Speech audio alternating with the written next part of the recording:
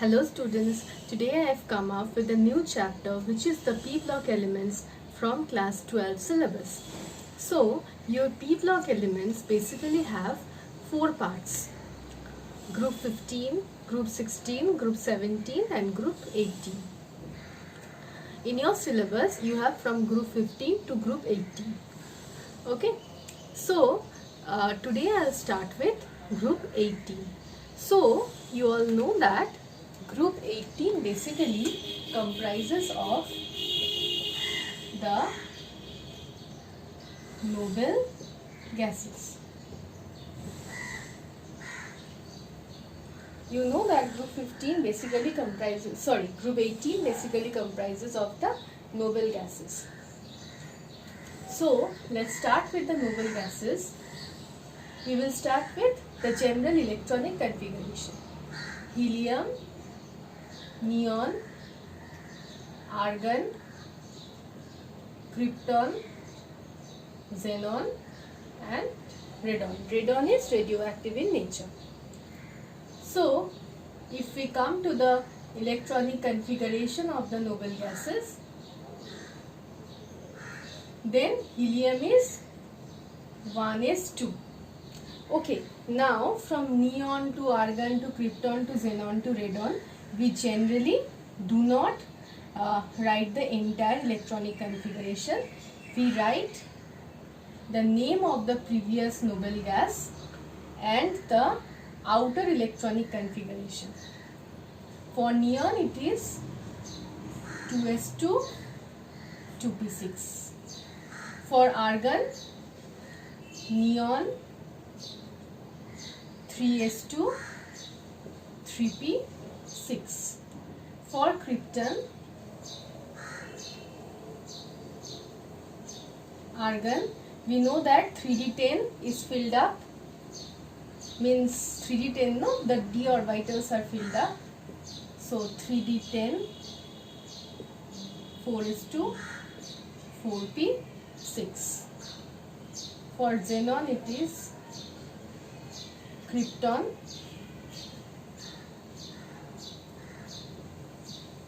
4d10 5s2 5p6. And for radon, xenon, before filling the 5d orbitals, the 4f orbitals are filled: 4f14, 5d10, 6s2 and 6p6. So from this you can easily notice one thing.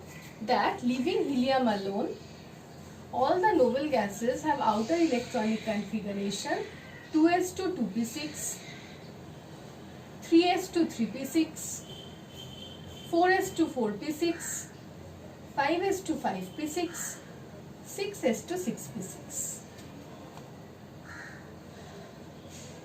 So if we consider the general electronic configuration, Ns2 Np6, where N is the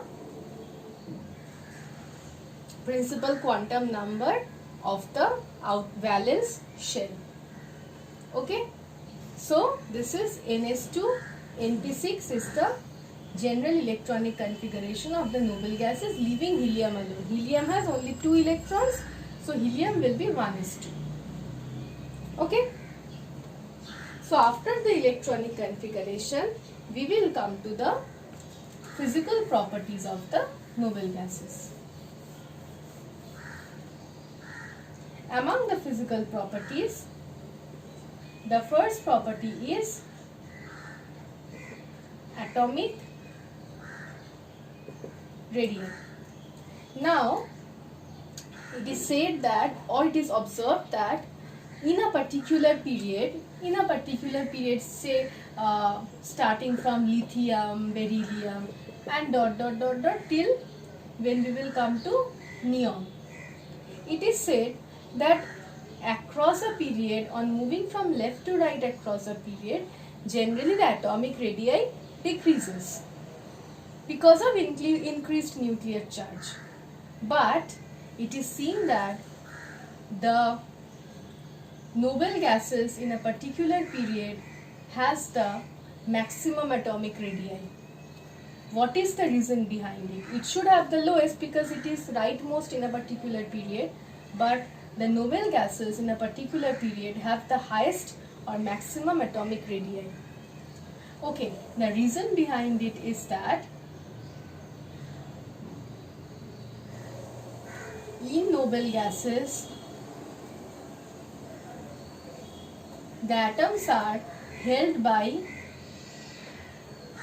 weak van der Waals forces of attraction. The atoms are held by weak van der Waals forces of attraction. So, in the noble gases, we generally consider the van der Waals radii. We generally consider the van der Waals radii. See, I have told weak van der Waals forces. Since the van der Waals forces are weak, so the van der Waals radii are long. The van der Waals radii are always greater than covalent radii. That's why the noble gases have greater atomic radii. Another point is that the noble gases have full filled outer electronic configuration. See, neon has first shell 2 electrons, second shell it has 8 electrons. Okay, so the outermost shell having 8 electrons, there are 8 electrons, all the electrons are having negative charges, and we know that unlike charges, like charges will repel each other and unlike charges will attract each other. Here all the electrons have negative charges, so there will be inter-electronic repulsion between the electrons present or outermost electrons present. Because of this inter-electronic repulsion, the atomic radii of the noble gases will increase. So basically, there are 2 points. One is in noble gases, the atoms are held by weak van der Waals forces. So van der Waals radii is considered, which is always greater than the covalent radii. And the second point is the noble gases have full filled outermost shells. So there will be inter-electronic repulsion among the electrons. So the atomic radii increases for the noble gases. Okay.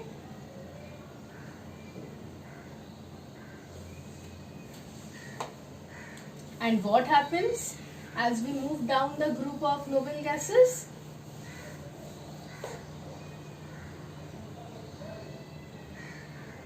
As we move from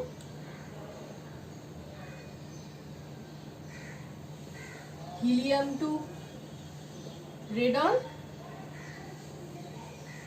new shells are added. As a result, on moving down the group, atomic radii increases. Okay. Next, I will come to the next point.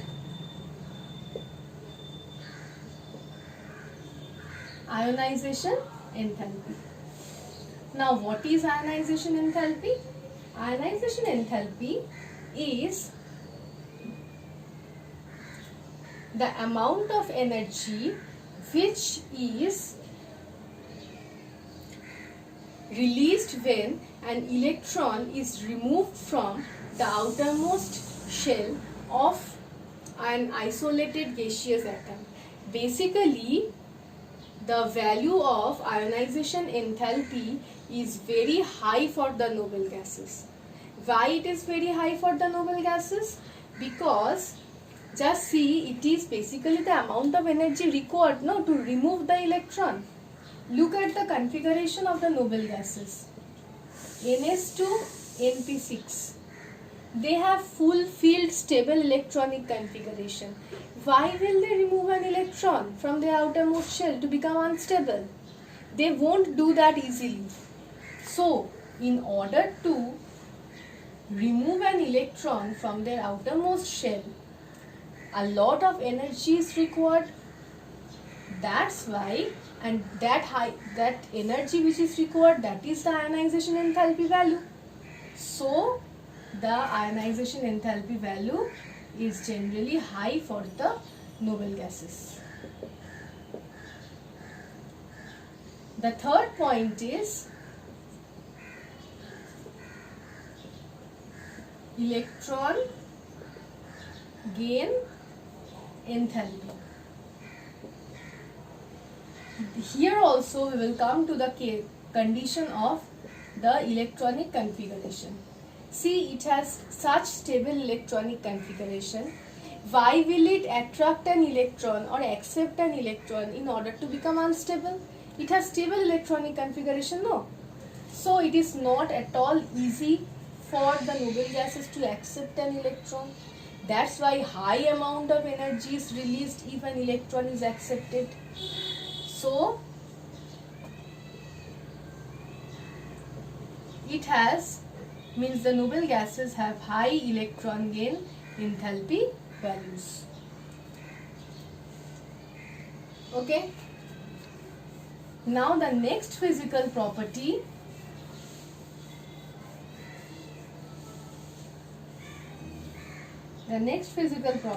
is melting and boiling points.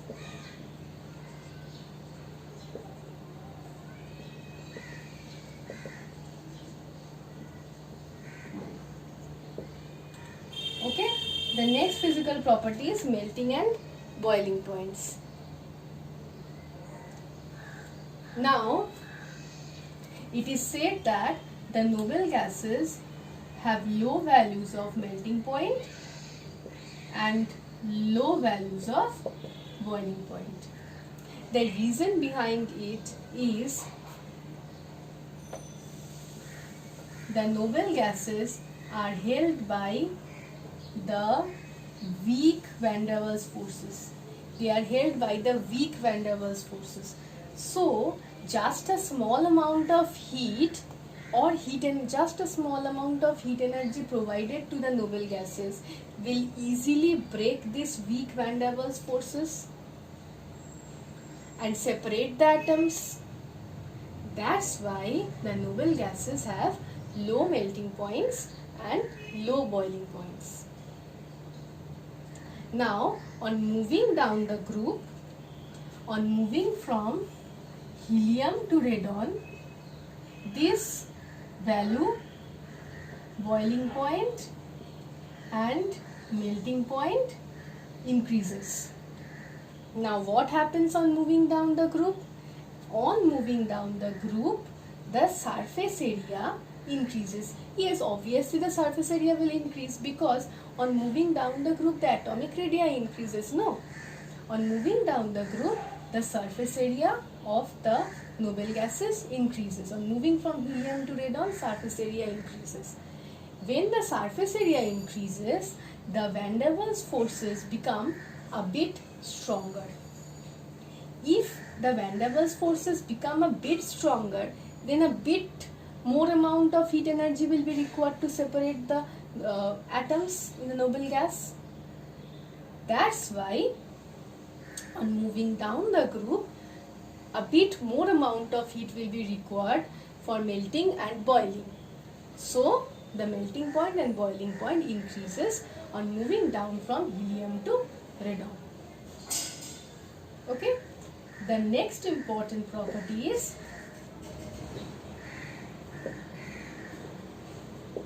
solubility in water. Now let me just explain that how noble gases dissolve in water. Water, we know that water is a polar solvent and there is partial negative charge on oxygen and partial positive charge on the hydrogens. noble gas, if we consider neon, noble gas have a symmetrical electron cloud. Noble gases have symmetrical electron cloud, but in presence of water, water being a polar solvent, what will it do? It will distort this electron cloud of the noble gases. And when water will distort the electron cloud of the noble gases, it will induce a dipole in the noble gases.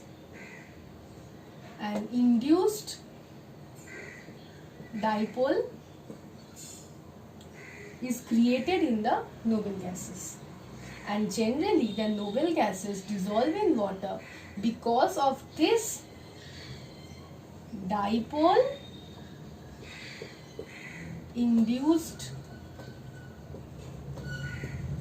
dipole interaction. The dipole of water, induced dipole of the noble gases, they will interact with each other, resulting in the solubility of the noble gases in water. This is how noble gases generally become soluble in water.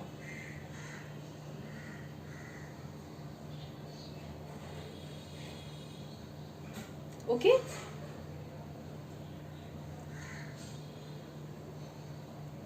Now, on moving from helium to radon, the solubility of the noble gases increases in water because of this increased dipole-induced dipole interaction. Atomic size increases.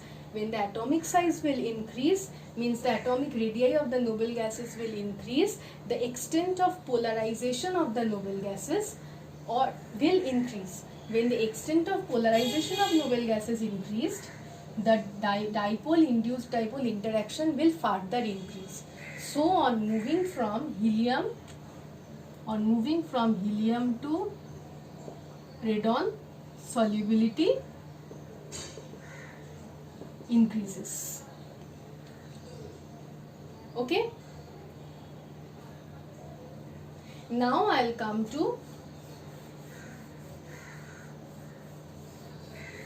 the last point, which is not that much important, but still I'll come to the last point, which is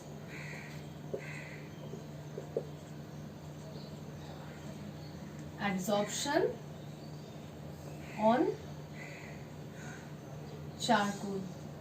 It is seen that the noble gases are adsorbed on coconut charcoal. See, I have said adsorption. Adsorption is a surface phenomenon. Now, absorption is a total phenomenon. If I say that the cloth absorbs the water, it means the entire cloth will absorb the water. But if I say the cloth adsorbs the water, then the water will be only adsorbed on the surface, not in the entire cloth. So adsorption means noble gases are only adsorbed on the surface. It is just a surface phenomenon. Okay? So these are basically the properties of the physical properties of the noble gases. From the next video, I'll start with the compounds of xenon, which are basically the most important part of the noble gases portion. Thank you.